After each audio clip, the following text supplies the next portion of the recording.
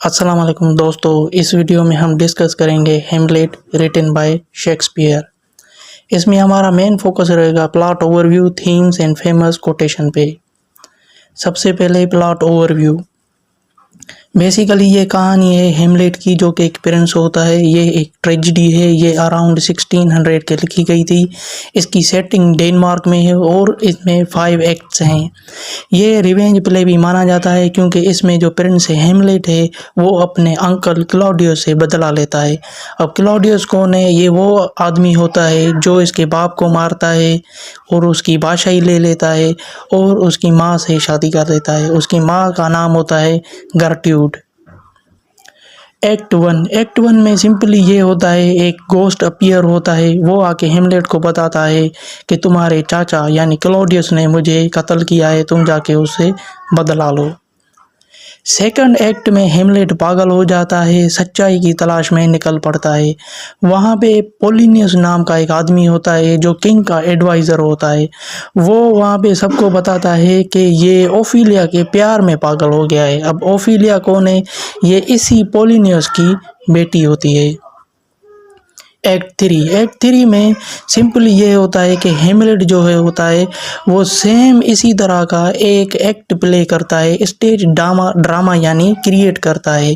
वो ये देखना चाहता है कि अगर जिस तरह से क्लॉडियस ने मेरे बाप को कत्ल किया है, सेम वही चीज़ मैं रिप्रेजेंट करूं तो फिर देखूं उसका रिएक्शन क्या आता है। अगर उसका रिएक्शन पॉजिटिव आया तो इसका मतलब वो गिल्टी है। वो अपने अंकल का रिएक्शन देखना चाहता है। तो वो इसी वजह से एक्ट 3 में स्टेज प्ले क्रिएट करता है। वहाँ पे वो देखता है कि क्लॉडियस, जैसे ही वो सीन आता है, जिस तरह से क्लॉडियस ने अपने भाई को मारा था, सेम सीन आता है तो वो वहाँ से उठ के चला जाता है और हेमलेट समझ जाता है कि मेरा चाचा क्लॉडियस ही गिल्टी है।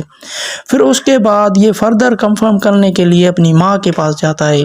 क्या तुम भी इस साजिश में मुलविस हो? क्या तुम्हें पहले से पता था? वही चीज़ ये कंफर्म करने के लिए जाता है। वहाँ पे पोलिनियस छुपा होता है, पर ये समझता है हेमलेट कि यहाँ पे पोलिनियस नहीं क्लॉडियस है।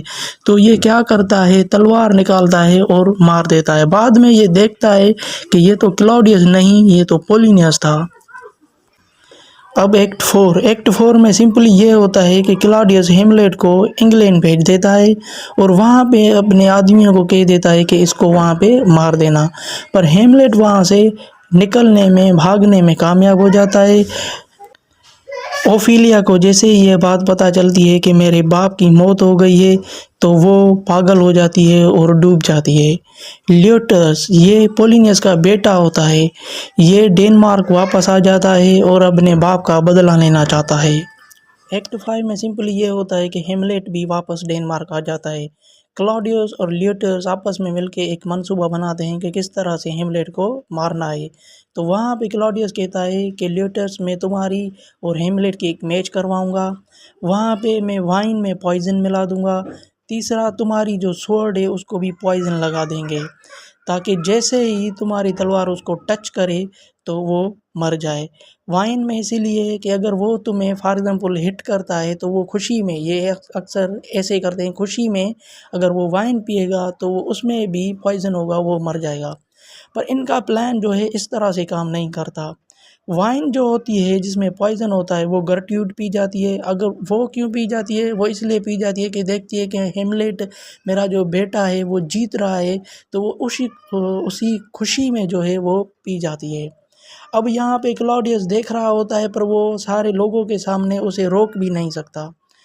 दूसरा, ल्यूटर्स हेमलेट को पॉइजन वाली स्वॉर्ड से हिट तो करता है पर लड़ते लड़ते इनकी तलवार एक्सचेंज हो जाती है और उसी सेम पॉइजन वाली तलवार से हेमलेट भी ल्यूटर्स को हिट कर देता है।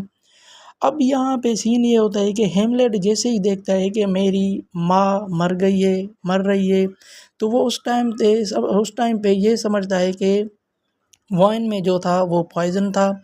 दूसरी, वो देखता है कि ल्यूटर्स भी मर रहा है तो वो ये समझ जाता है कि तलवार में भी पॉइज़न था। तो फिर वो ये समझता है कि इसी तलवार ने तो मुझे भी हिट किया है, तो मतलब मैं भी मरने वाला हूँ। तो फिर वो कहता है अगर मैं मरने वाला ही हूँ तो मरने से पहले मैं क्लॉडियस को भी मार दूँगा। तो वो एंड में क्या करता है, क्लॉडियस को भी मार देता है। अब यहाँ पे किंग ऑफ नॉर्वे आ जाता है। अब ये किंग ऑफ नॉर्वे बेसिकली बहुत टाइम से डेनमार्क पे हमला करना चाहता था, कंट्रोल लेना चाहता था। तो फाइनली ये अपनी आर्मी लेके वहाँ पे पहुँच जाता है, पर वो देखता है कि सारे लोग मरे पड़े हैं। तो ये था एक्ट 5 और ये थी इसकी बेसिक प्लॉट ओवरव्यू या बेसिक समरी। अब बात करते हैं नंबर 2 इसके थीम्स के। सबसे पहले जो इसमें थीम है वो है रिवेंज एंड जस्टिस। जैसा कि हमने देखा कि यहाँ पे दो चीज़ें चल रही हैं, एक रिवेंज, दूसरा जस्टिस। रिवेंज, हेमलेट रिवेंज लेना चाहता है, वो कहता है कि मुझे रिवेंज लेना है। उसी टाइम पे वो ये भी कहता है कि जस्टिस हो, मेरे चाचा ने क्यों मेरे बाप को मारा। वहाँ पे ल्यूटर्स वो भी बेसिकली रिवेंज लेना चाहता है कि क्यों हेमलेट ने मेरे बाप को मारा, और वो भी ये चाहता है कि जस्टिस हो, मेरे साथ इंसाफ किया जाए। दूसरा जो यहाँ पे थीम है वो है मेडनेस। अब मेडनेस यहाँ पे एक मेडनेस है बदला लेने के हिसाब से, दूसरी मेडनेस रियल वाली मेडनेस है।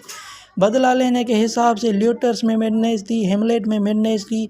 अब वैसे जो मेडनेस का एक्ट था यहाँ पे सीन था वो था किसमें, वो था ओफेलिया यहाँ पे नेचुरली पागल हो जाती है। तो मतलब एक मेडनेस वो अपने बदला लेने के हिसाब से, दूसरी नेचुरल हिसाब से। तीसरा यहाँ पे जो है थीम वो है अपीयरेंस वीएस रियलिटी। यहाँ पे क्लॉडियस की अपीयरेंस कुछ और है और उसकी रियलिटी कुछ और है। हेमलेट भी जब बदला लेना चाहता है तो उसकी अपीयरेंस ये कहती है सबको कि ये प्यार में पागल है, पर रियलिटी कुछ और होती है।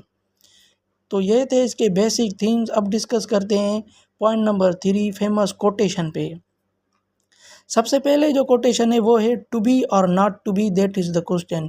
ये हेमलेट बोलता है, ये एक्ट 3 सीन 1 में।